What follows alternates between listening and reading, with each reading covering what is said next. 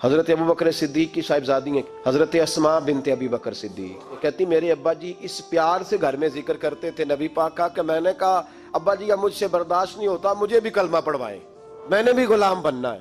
16 بندے مسلمان ہوئے تھے، 17ویں نمبر پر حضرت اسماء بنت ابو بکر صدیق نے کلمہ پڑھ لیا۔ السابقون الاولون میں سے، پہلے لوگوں میں، ابتدائی لوگوں میں مسلمان ہو گئی۔ اللہ نے انہیں 100 سال کے قریب عمر عطا فرمائی ہے۔ فرماتی ہیں میں 20 سال سے عمر میری کم تھی جب میں نے کلمہ پڑھا تھا۔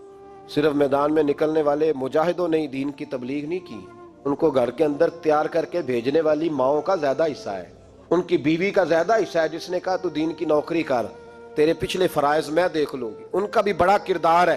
دین اسلام پر جس شخصیت نے سب سے پہلے اپنا خون پیش کیا وہ مرد نہیں، وہ ایک عورت ہے۔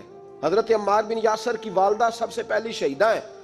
دین کے لیے پہلا خون ایک عورت نے دیا ہے، حضرت سمیہ رضی اللہ تعالیٰ عنہ۔